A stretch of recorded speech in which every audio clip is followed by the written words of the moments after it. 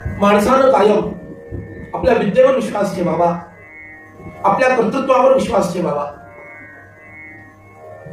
एक ना एक दिवस त्याचा असणार आहे. कदाचित त्याला भटकावं लागेल, कदाचित त्याच्या योग्यतेपेक्षा कमी योग्यतेच्या लोकांना अधिक मान सन्मान मिळेल, सत्कार होईल, पण म्हणून त्याला खचून जायचं नाही. जो चालत राहतो त्याचं भाग्य त्याच्या बरोबर चालतं, जो बसून जातो त्याचं भाग्यही बसून जातं, आणि जो झोपतो त्याचं भाग्यही झोपी जातं. त्यामुळं माणसानं सदैव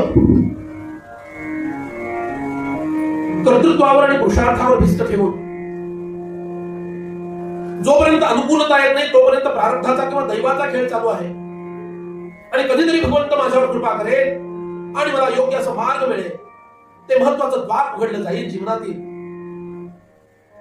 याच्यासाठी त्यांनी खचून न जाता तटस्थपणे राहायला शिकलं पाहिजे आणि योग्य अशा संधींकडं म्हणजे ऑपॉर्च्युनिटीज